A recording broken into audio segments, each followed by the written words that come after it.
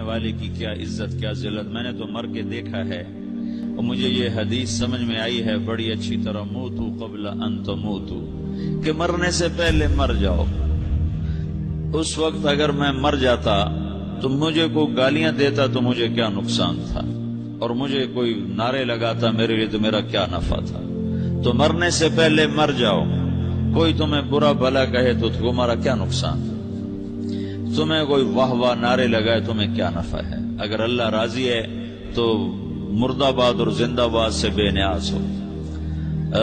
ابو ذر رضی اللہ تعالیٰ عنہ کو ایک آدمی نے گالیاں دی تو انہوں نے فرمایا بیٹا ایک گھاٹی آگے آ رہی ہے، اس میں گر گیا تو جو کچھ کہہ رہے ہو اس سے بھی زیادہ کا حقدار ہوں، اور اگر پار ہو گیا تو تیری گالیوں سے مجھے کوئی فرق نہیں پڑتا ہے۔ من سلم المسلمون من لسانه ويده موتوا قبل ان تموتوا، چونکہ آج کل اخلاق ہیں انتقامی، معاف کرنے والے اخلاق ہیں نہیں، انتقامی اخلاق ہیں۔ ہمارا معاشرہ انتقامی ہے، اچھا کرو گے تو ہم اچھا کریں گے، برا کرو گے تو ہم برا کریں گے، جیسا کہو گے ویسا ہم سے سنو گے، یہ ہمارا ماحول ہے، یہ ہمارا۔ ایک ماں کہہ رہی تھی دوسری ماں کو، میرے پترا کدی کسی نے وقت سلام نہیں کیتا، بڑے فخر سے کہہ رہی ہے، ہمارے اپنے گاؤں کی بات بات، میرے پترا کدی نہیں کسی نے وقت سلام کیتا، مائی جڑا کرے انہوں کریں دیں، جڑا نہ کرے انہوں پوچھ دے ہی کوئی نہیں۔ یہ وہ فخر سے کہہ رہی، جو سب سے بڑا عیب ہے وہ سب سے بڑا فخر بنا ہوا۔ میرے پترا کدی نہیں کسی نے وقت سلام کیتا۔ جب ماں باپ نے یہ سبق دیا تو اولاد کا کیا قصور ہے؟ تو ہمارا معاشرہ انتقامی ہے، ایک کی 10 سنانے کا ماحول ہے، تو آپ 100 کی ایک بھی نہ سناؤ۔ احنف بن قیس رضی اللہ تعالیٰ عنہ پہ ایک آدمی نے چڑھائی کر کے لگا، ایک سناؤ گے نا تو 10 سنو گے میری طرف سے۔ تو احنف بن قیس کہنے لگے بھائی تو مجھے 100 بھی سنائے گا نا تو میری طرف سے ایک بھی تو نہیں سنے گا۔ ایک آدمی ان کی بڑی بےزتی کر رہا تھا اور وہ چل رہے تھے اور وہ 100 گالیاں بک رہا ہے۔ جب آ گیا نا قریب شہر تو کہنے لگے دیکھا میرا قبیلہ یہاں رہتا ہے، اگر کسی نے سن لیا نا تو تیری بڑی دھلائی کر دے گا، تو تو نے جو مجھے گالیاں دینی میں کھڑا ہوں یہیں تو دے لے، تو اپنا سارا زور پورا کر لے تاکہ آگے تجھے کوئی تکلیف نہ پہنچا دے میری وجہ سے۔ تو وہ پاؤں پہ گر کے معافی مانگنے لگا کہ واقعی تو بڑے حلم والا ہے۔ وہ مشہور تھے اپنے حلم میں، بردباری، اور لوگ ان کا امتحان لینے آیا کرتے تھے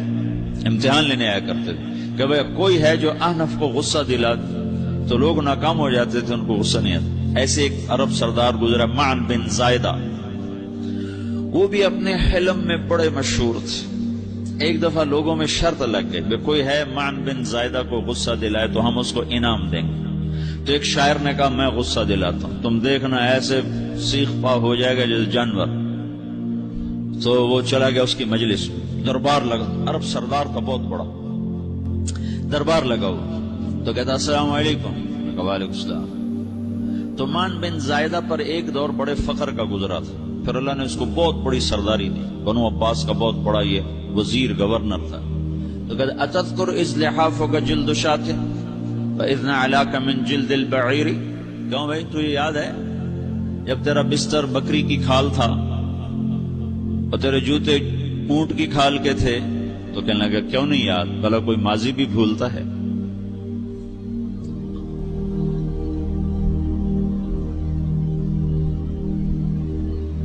تو وہ کہنے لگا پہلا وار تو خطا گا، کہ فسبحان الذی اعطاک ملکا وعلمک الجلوس علی السریر، تو پھر ساری تعریفیں تو اللہ کی ہیں جس نے تیرے جیسے کو تخت پہ بٹھا دیا۔ کہاں بھئی ساری تعریفیں اللہ کی ہیں، میری تو کوئی اوقات نہیں۔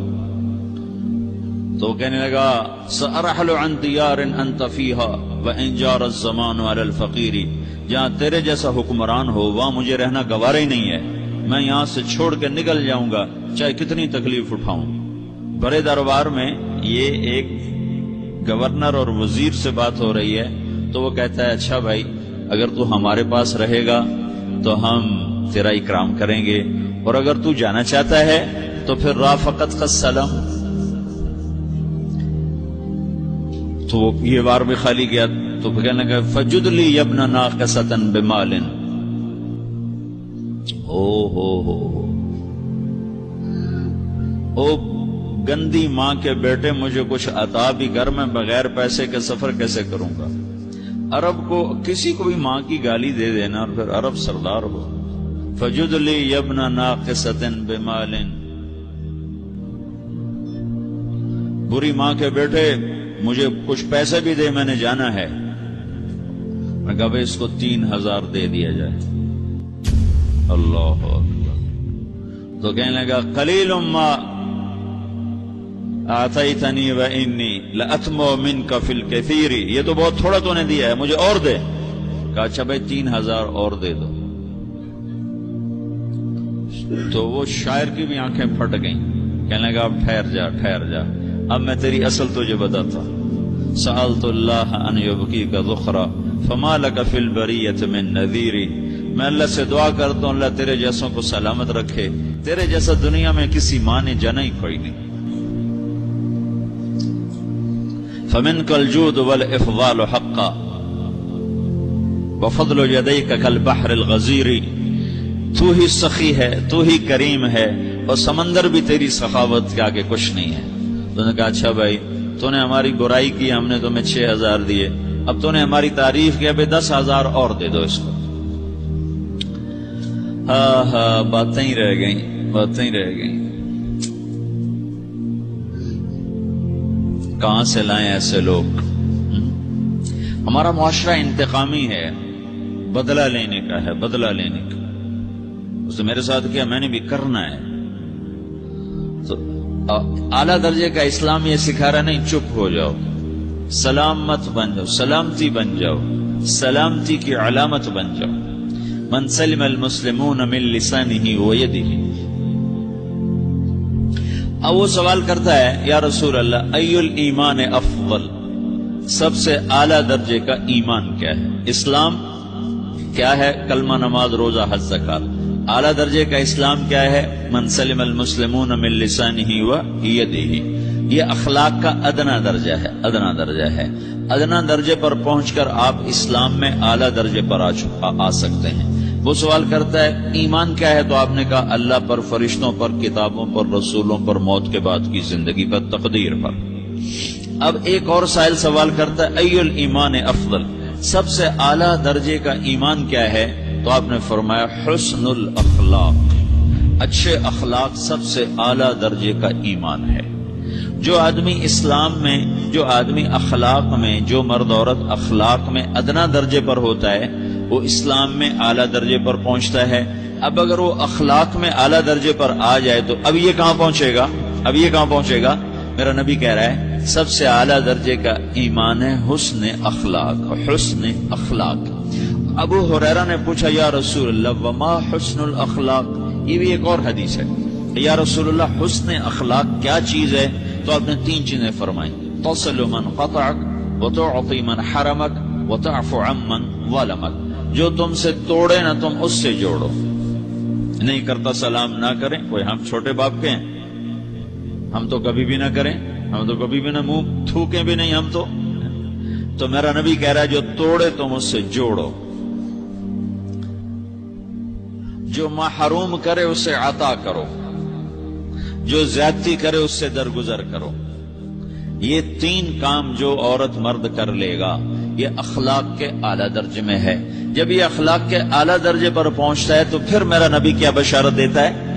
ادنا درجے پر پہنچ کر تو اعلیٰ مسلمان کی بشارت ہے، اور اخلاق میں اعلیٰ درجے پر پہنچ کر میرا نبی کہتا ہے کاد الحلیم ان یکون نبیا، اعلیٰ اخلاق والا بس نبی بنتے بنتے رہ جاتا ہے. اعلیٰ اخلاق والا ایسے ہے جیسے کہ نبی، قریب ہے کہ وہ نبی بن جائے. یہ تو ہے نا ترجمہ، لیکن ہم ہمارے اردو میں کہتے ہیں وہ نبی بنتے بنتے بنتے رہ گیا. کیا مطلب؟ کہ اس میں اور نبی میں صرف نبوت کا فرق رہ جاتا، باقی وہ سب کچھ حاصل کر لیتا ہے. تو یہ سارے دین کا میں نے آپ کو خلاصہ بتایا ہے کہ میری آپ کی ضرورت ہے کہ میرا اسلام اعلیٰ درجے کا ہو. من سلم المسلمون من لسانہ ویدہ، میرا ایمان اعلیٰ درجے کا ہو.